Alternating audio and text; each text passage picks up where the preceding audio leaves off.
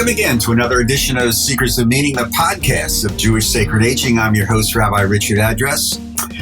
These podcasts are designed to explore issues that touch us and our families, especially in light of the revolution in longevity that is reshaping our Jewish world and community at large. And we appreciate your support.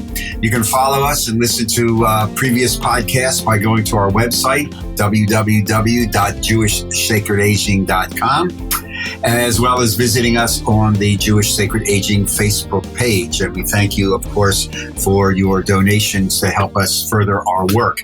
And it is with great pleasure that we welcome to the Secrets of Meaning podcast for today, Lauren Rudin, the Supportive Services Navigator for the Jewish Federation of Southern New Jersey, which is tough to say. How are you, Lauren? Nice to see you. You as well, Rabbi. Thank you. I am well. Baruch Hashem. How are you? Yeah, about the same. Hanging in. What can I tell you? It's been an interesting summer. It's been an interesting year.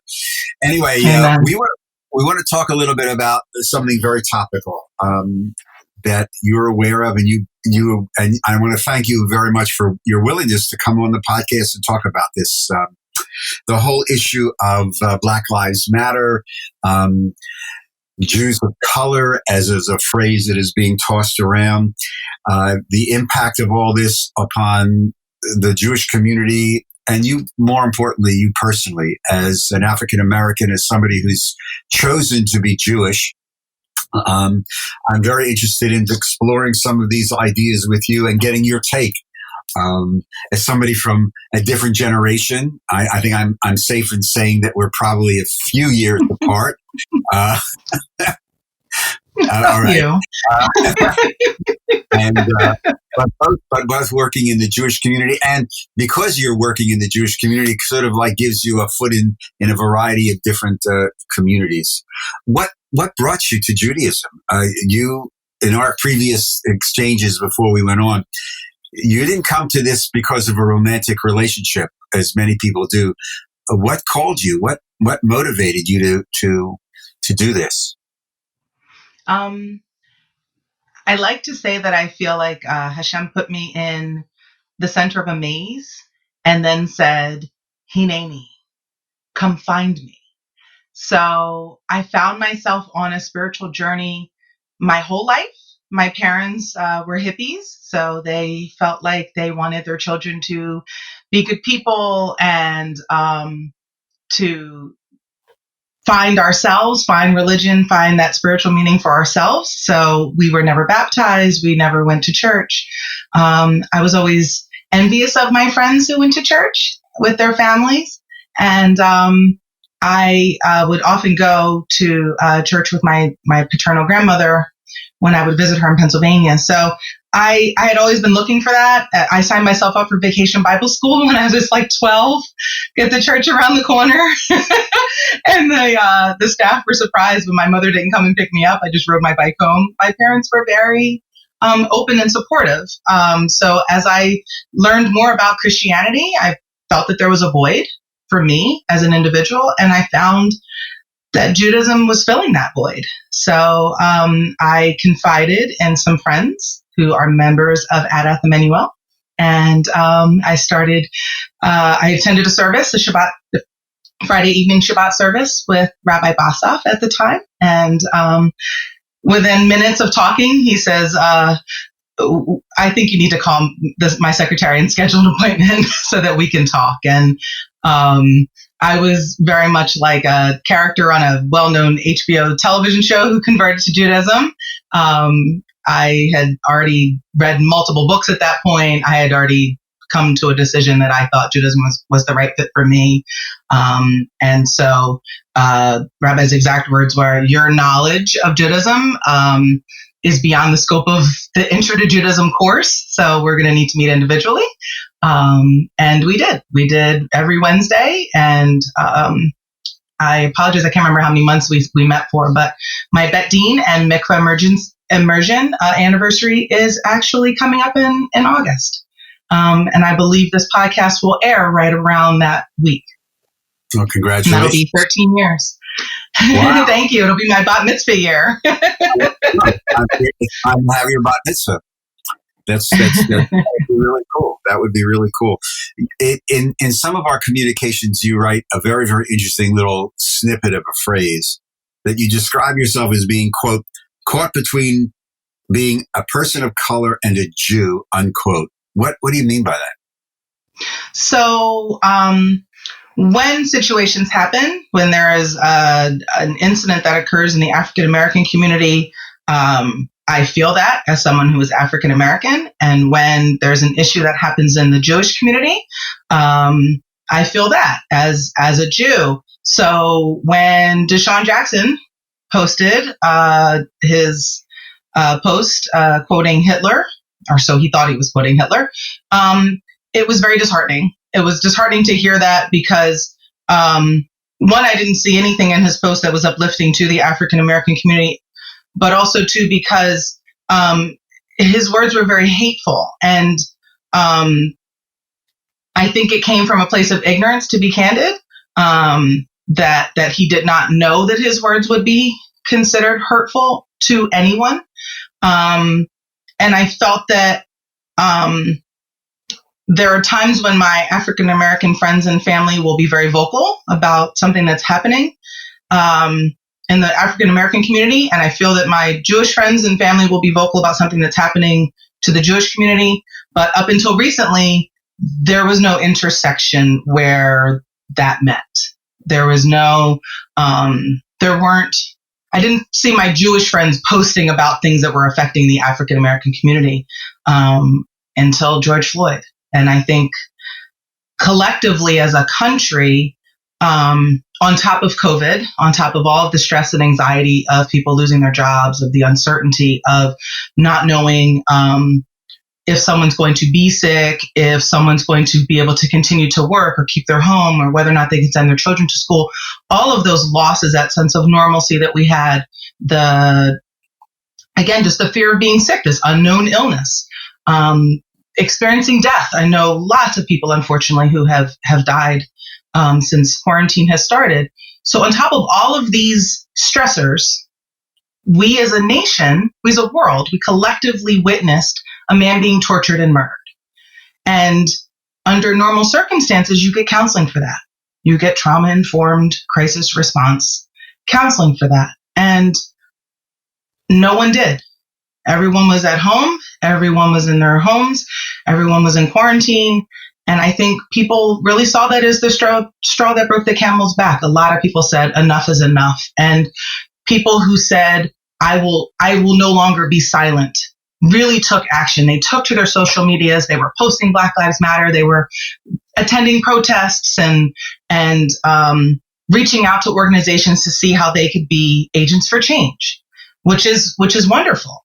There are lots and lots and lots of my Jewish friends were doing that. Unfortunately, in response to Deshaun Jackson, I'm calling out my African American friends and family. Many of them have been silent. And that silence is being heard by my friends in the Jewish community who are posting, who are saying, we were there for you, why aren't you there for us? And to hear Malcolm Jenkins basically say, well, we're not going to do that. I mean, he didn't really speak on behalf of the entire community, but we know that people with large platforms like Malcolm Jenkins, their words have meaning. And their words have influence, just like all of ours do, but theirs have more influence. I felt that was, I was very disappointed by his actions and by his words, because we all have an obligation to look out for all of us. We have an obligation to speak out against injustice whenever it happens to anyone, but especially when it happens to someone that's not us, or that doesn't fall into a group that affects us as people. So you may not have someone LGBT in your family, but that doesn't mean that it's okay for someone to make a homophobic comment in your presence. You still need to call out homophobia. We, as the Never Again, the group that has decreed never again, we are speaking out, some of us, to say Black Lives Matter. And I think that when people say Black Lives Matter, they're expressing the sentiment. They're not endorsing the organization. And I think that in light of the organization's statements about Israel, lots of Jews have a lot of hesitancy to support the organization. But that doesn't mean that they can't still support the sentiment and can't still do other things. They can still, if they choose to, they can protest, or they can continue to call out injustice as they see it. It can be that simple. It doesn't have to be where someone needs to go and take further action if that's not something that they feel comfortable doing because it's a pandemic, because they just don't feel that they're ready to take action to that degree for whatever reason. So I understand you're saying that you're thinking that because of the pandemic, and that people were not living their, quote, normal lives, unquote, the video of of the Floyd murder,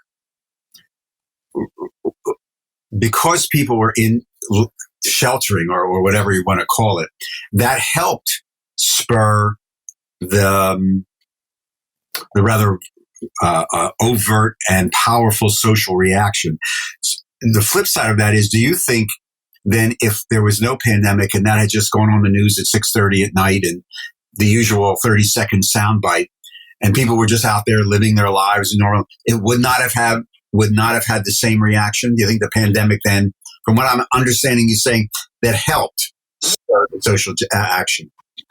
I think yes, and as people like to say, I think that yes, I think that COVID played a huge role in people being alerted or just more alerted to what is happening. But I also think that I would be remiss to not say that George Floyd's murder happened in such close proximity to Ahmaud Arbery's murder, to right. the incident that happened in Central Park in New York where Christian Cooper had the police called on him.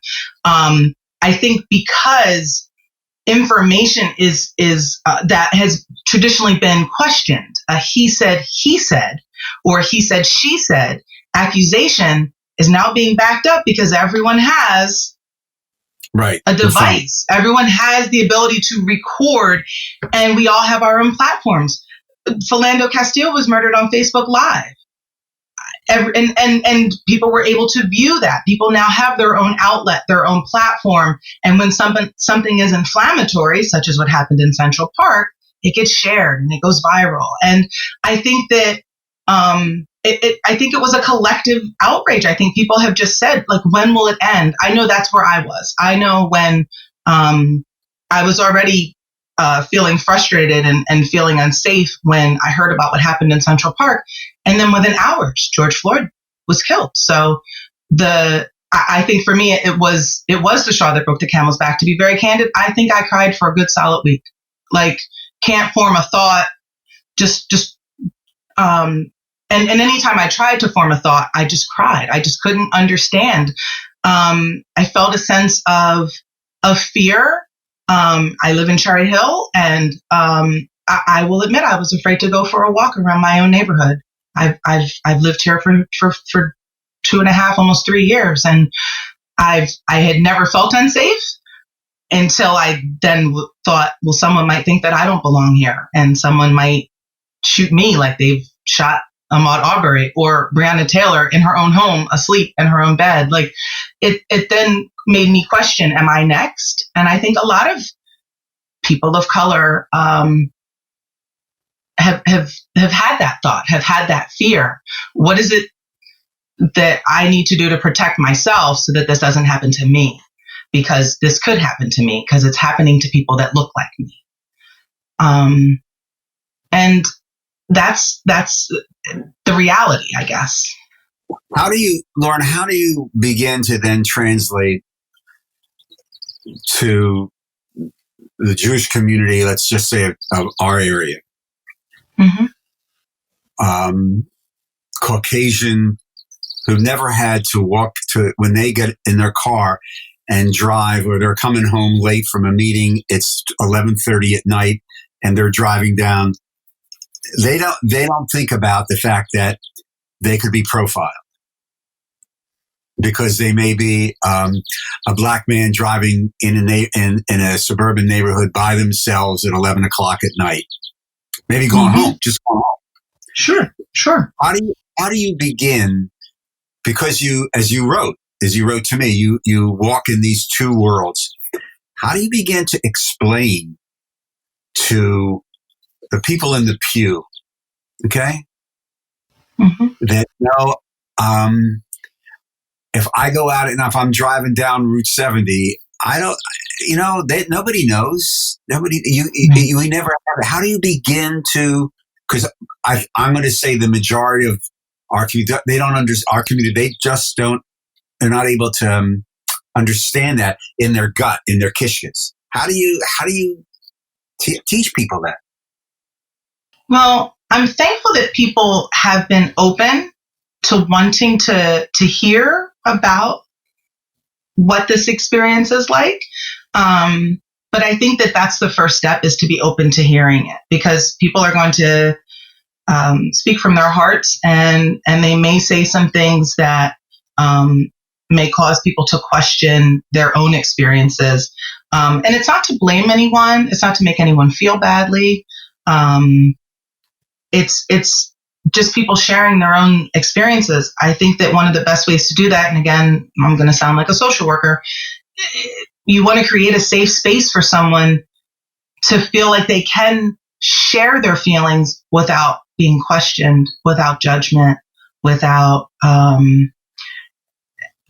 being, I don't want to use the word gaslit, but sometimes you feel like you're being gaslit, where it's your reality is questioned. Are you sure that that's how it went down? Are you sure that's what the person said? Are you sure that maybe they didn't mean that? Maybe you misinterpreted what they said. And all of those statements say, I don't believe you, or your feelings aren't important. And I think that I did have a lot of friends reach out when everything first happened. And to be candid, I wasn't ready. I wasn't ready to have a conversation. I wasn't ready to assume the role of teacher, because my community was sitting Shiva. Right. And as with all loss, whenever one experiences a loss, a new loss, it can create an opportunity where all losses, or all previous losses, they resurface. So each time we're told of someone being killed, it opens up all of those old wounds. And I think that that's something also to be mindful of, is that people are hurting and they may not be ready to answer your questions or ready to have the sit down, because they're still dealing with their own grief. They're still dealing with their own concerns. And again, we are in the middle of a pandemic, and right. Companies are having $1 million deficits, and people are losing their jobs, and people are worried about the Maslow, the Maslow needs. Like we can't have intelligent conversations if we're worried about how we're going to keep food on the table and keep the lights on. And so I think that it's also important to be mindful that people are tired. It's one thing to talk about this. It's one thing to listen, but it's another thing to experience it. It's another thing to live it. It can be quite exhausting, quite frankly. So I think that if people have patience and understanding and a willingness to be flexible, and to really utilize your relationship with the individual that you would like to talk to or hear from, and to help them, again, to feel like they're talking to their friend and that they're sharing their own feelings. Like, I'm talking to you as Lauren. I'm not talking to you as Lauren, the representative for the entire Jew of color community. I don't represent every African-American female Jewess, if you will. If you did, you'd be, all over the media. But that's, I understand what you're saying. I understand. Thank you. You alluded to this before, and a lot of my colleagues who are trying to find a path under the rubric of tikkun olam or social justice or whatever, are struggling with the Black Lives Matter with capital BLM, the organization, and small lower BLM. We're in this together to eradicate racism and hate. And you kind of alluded to that, the fact that you see this tension as well because you're living in both communities. Can you just unpack that a little bit? Sure. I think that it's very difficult.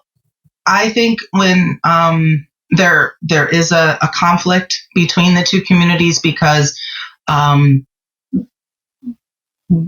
which side do we pick, if you will? Or sometimes we do feel like we're forced to make a side. I don't know if anyone's ever read Mara God's The Color of Love, but it is an amazing book. Her story is not like mine in terms of how she is a Jew of color, but she talks about feeling caught between worlds, and she talks about having to walk the line and navigate it. But it can be challenging, especially when I have friends that are African American, and they're listening to information that they get on the mainstream media about Israel, and it's not accurate. And I don't think I appreciated the inaccuracies that come from our mainstream media about what's happening in Israel, and how there is an anti-Israel bias. I'm going to be candid. And I didn't appreciate that until I became Jewish. And then I was learning and understanding that in order to truly understand what's happening in Israel, you need to go to an Israeli source, because for whatever reason, it just doesn't translate across. I give the example of in 2014 when there were a lot of rockets being fired on Israel. I remember there was a day when hundreds and hundreds of rockets were fired on Israel, and Israel fired one rocket back. And they gave notification that they were going to send the rocket. They gave the coordinates. They said, the rocket's going to land right here at this time. For the record, I don't know a single country that ever does that. I know in the United States, we certainly don't announce when we're going to send a rocket. But all the coverage talked about, Israel bombed Palestine. And it was like, wait, there were how many other things that happened to precipitate this? And it's as if Israel is the bad guy. And I'm not saying that Israel is completely innocent of any mistreatment of any groups or any people that are living in Israel. There is a long-standing history of racism, particularly from Jews from Ethiopia and individuals. But that's not a reason to then condemn Israel the way that Israel has been condemned, because the same injustices that you're speaking about that are happening in Israel are happening here. So I guess my question is why is Israel being singled out? So it is. Go ahead. No. I guess that's one of the reasons why the Deshaun Jackson. For those of you who are listening to this at the end of August who are not Philadelphians or NFL fans or fans of the Philadelphia Eagles, this was a statement by one of the wide receivers in July, a tweet allegedly referring to some traditional anti-Semitic ideologies that were the silence from many NFL players and sadly many of his own teammates repudiating this has still reverberating. And it's causing, so that's the background of what Lauren is talking about. Although, and it was been picked up, by the way, not only in the Philadelphia Inquirer, but Mitch Albom in the Detroit Free Press and the Hollywood Reporter also saying there seems to be another duality of approach or the way things are reported vis-a-vis the Jewish community that doesn't match with other types of reporting. So this is part of, I'll ask you, in your opinion, is this part of this not so hidden underbelly of racism that exists within the United States. Because if you study history, and the majority of people don't study history or read history or begin to understand history, this has been part of the American experience, as great as the United States of America is, but you cannot deny it's sort of like the original sin. How do in your psyche, in your ideology, in your thinking, given all this and given all that we're seeing, how do you begin to remedy this situation on the ground rule? I mean, the ground level. A lot of people are passing resolutions. It's really easy to write a resolution. So-and-so organization says, we're against hate. Thank you very much. But unless it's joined with real grassroots, because this is where it happened. I remember, from speaking of hippies, I remember in the good old days when I was in college and graduate school and seminary, when the civil rights movement, the Vietnam movement, et cetera, et cetera, et cetera. It was a lot of these grassroots sitting down and talking to somebody. How do we begin to revisit that in the United States of America that is so polarized now? Because it's so polarized. Well, I think it can happen in two different ways. One, it can happen on the individual level, which is where people are having the uncomfortable conversation with their friends and colleagues and people that they feel comfortable having the uncomfortable conversation with. I think that a lot of people have done some soul searching, and they have uncovered their unconscious biases. We all have them. There's nothing wrong with having them. What it becomes bad, if you will, when we act on them or we allow them to influence our actions. But I think one of the things that I'm very happy to report is that through me being here today, this is me being Lauren Rudin, private citizen. I'm not representing the Federation and speaking today. And in addition to that, I reached out to Sabrina Spector, the new Associate Director of the Jewish Community Relations Council of Southern New Jersey. And I asked her if there was a way that I could partner with JCRC to try and affect some sort of change. JCRC was poised and ready to act, and they had some things in the works that they were working on, one of which was having Robin Burstein from the Anti-Defamation League come and do a webinar on the diseases of hate, anti-Semitism, racism, and bigotry. And it was excellent. You can find a recording of the webinar on the JCRC website. But one of the things that's also coming out of this is that there's now a task force to address the needs of individuals of color in our community, and to also identify and address the needs of Jews of color in our community, and not just Black Jews, but Jews of color, Jews who do not fit that Ashken normative stereotype.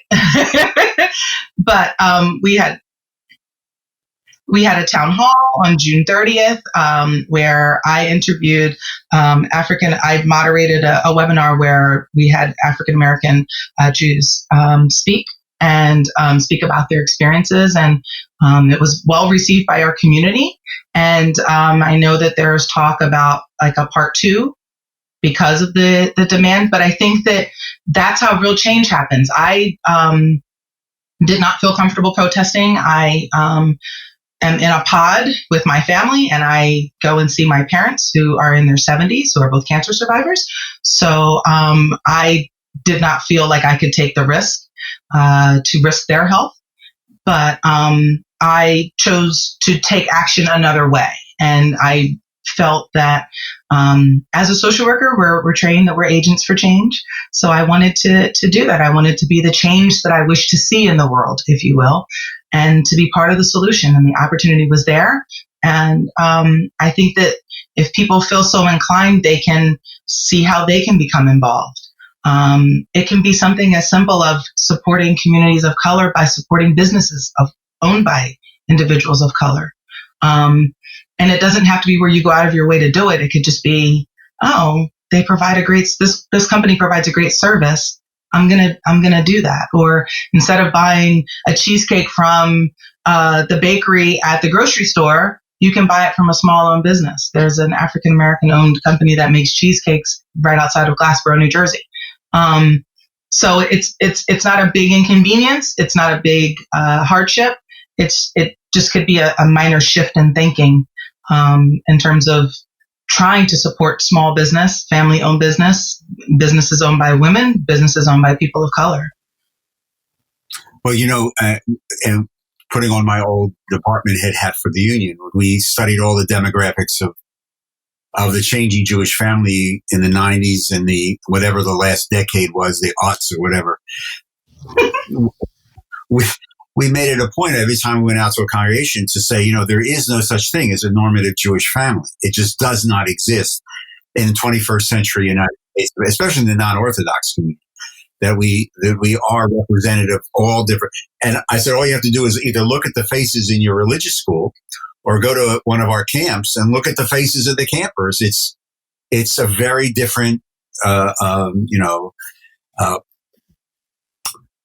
just faces that it's indicative of, which is good in the sense that the pathways are open, but there's still that sometimes that residual what if that you're talking about of walking into these two different communities. And I do know that as a result of the summer, many congregations have begun to do congregational based programming around books, book reviews, book conversations. There's a slew of books, as you know, out about these things, which is a positive, which is a real positive. The political climate, it only exacerbates this in a variety of different ways because it plays to the lowest common denominator. And we fall into that trap. And the media falls into that trap, as you pointed out, because all the media are in their own little silos playing to a specific base. So there's a lot of work to do. You are a social worker, and you reminded me that you have a background in crisis response. So putting on your non-Jewish Federation kippah, but your crisis response kippah. How do you begin to give counsel to people who are afraid, concerned, maybe hurting, suspect, wary, given all the stuff that's happening racially in this country? How do you begin to respond to that? I think one of the best things that we as human beings can do is to listen. And to truly listen, not to respond, to listen without judgment, but to just listen, to just be, to allow someone to truly feel that they're safe to share how they're feeling, and to understand that this person may be angry one minute and tearful the next minute and hopeful the following minute. I think that we can support each other as human beings. And then I think that if we do, I would be remiss to not say this, if you do feel that someone is experiencing some concerning, or they're saying things that are concerning, or their talk is concerning to the point where you feel that this is beyond just being a good friend, then I think it is an opportunity to gently suggest someone consider maybe getting counseling. I know counseling is often taboo within the African American community. We don't air our dirty laundry in public. We don't talk about that. We'll go to see our clergy member before we go and see a therapist. But thankfully, there are emerging organizations, particularly organizations of color, to talk about how important it is that if we need it, we should seek counseling, we should seek therapy. And it can be difficult because it can be cost prohibitive, but almost every organization offers a sliding scale. Almost every organization has the ability to work with consumers. Cost should never be a reason why you don't get help, because stress is such an important factor in so many illnesses and the impacts that they have on the body. I'm sure you have talked extensively about that, Rabbi, but I think that it is important that everyone have that sounding board, especially if you're really going through something. If you've lost someone during COVID-19, as many people have, as I have. I have a friend who was in her early 40s who unfortunately passed away from COVID, and her story is very tragic, heartbreaking even. And it has been hard because there's no proper funeral.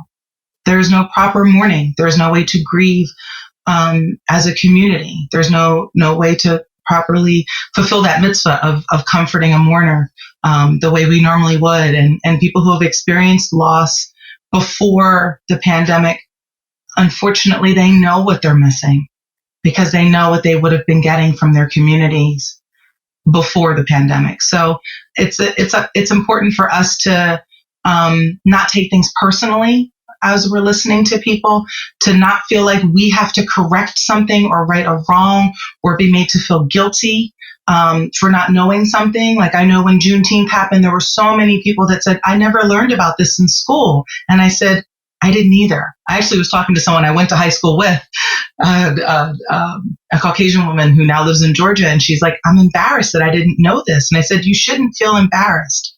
And then I proceeded to post something on my personal Facebook page to say, like, there's no extra woke points for making people feel badly because they didn't know something. This was like Passover, if you will. Juneteenth was kind of like the Passover story, which was passed down l'dor v'dor in homes. I always knew it was Juneteenth because my mom was making macerated strawberries, and like it was just a thing. And she would say, "Oh, today's Juneteenth," and I was like, or she would say, "Juneteenth's coming," and I'm, so we just learned about it that way. But it wasn't a big holiday in our family. I know in Texas they have parades and they do some really wonderful things down south, but it was just an acknowledgement. That's all it was within our family. I'm glad that people are learning, and I'm glad that people are open to learning. But again, I think that we really have to check our judgment of others, because there's nothing wrong with not knowing something, and we shouldn't blame people for not knowing something that it wasn't a widely known thing to begin with, if that makes any sense. So I think that we should translate that and transfer that to everything. If someone doesn't know you don't look Jewish is microaggressive behavior or could be hurtful, we don't win anything by making someone feel badly about not knowing that. So it's important that everyone is just more kind. So before we start running out of time, one last question, an easy ones.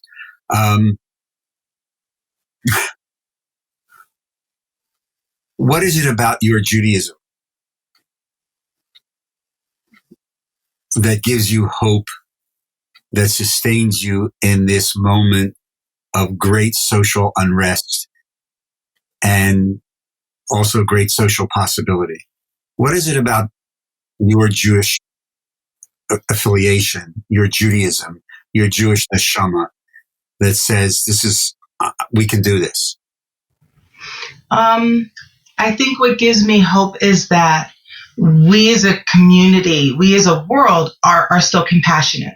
When people heard about first responders needing masks, medical personnel needing masks, people then started to make masks in their own homes. People who didn't know how to sew were learning how to sew so that they could make masks and give them away to people.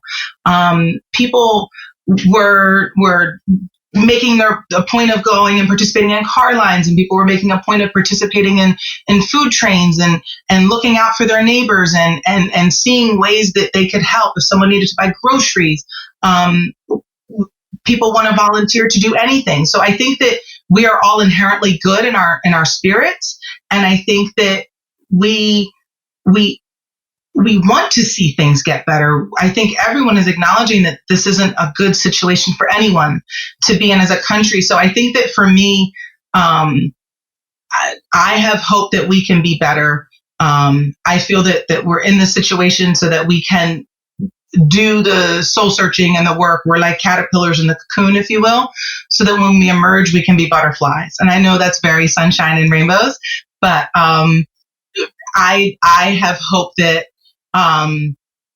we can be better, because we're already better today than we were 3 months ago. We're already acknowledging things that weren't acknowledged before quarantine. Juneteenth has been acknowledged. People are now identifying and speaking out against injustices where they may have previously been silent. People are already making changes. So if that's all the change we make in 2020, I personally am okay with that, because I recognize the fact that change doesn't happen overnight, that this is a marathon, not a sprint. And it's important to look at where we've come from, as well as look at where we are. But I think as we wandered in the desert, we got so caught up in the negatives that we didn't really appreciate the positives. We were wandering in the desert, but we were no longer in bondage. So I think that for me, Judaism teaches that it's important to look at where we've come from. It's important to look at where we need to go, but it's also important to embrace the present that is the present. Lauren Rubin, thank you very much for your time, and most of all for your neshama. And you just take care of yourself, stay healthy, and I'm sure I'll see you at the J or around. Amen. Thank you, Lauren. Thank you, Rabbi. Thank you so much. See you soon, I hope. Yes. Thank you again. Okay. To all of you, thank you again for listening to this edition of Secrets of Meaning, the podcast of Jewish Sacred Aging. And a reminder, you can follow us on our website, jewishsacredaging.com, and like the Facebook page, Jewish Sacred Aging on Facebook. If you care to make a tax-free donation so that we can continue to pursue our work and these podcasts, just go to the homepage, jewishsacredaging.com, and click on the icon button. These podcasts are recorded at the studios of Lubetkin Global Media here in beautiful, just serene Cherry Hill, New Jersey. And we thank our producer, Steve Lubetkin. Again, my thanks for being with us. We look forward to greeting you on the next Seekers of Meaning, the podcast of Jewish Sacred Aging. Todah and Shalom.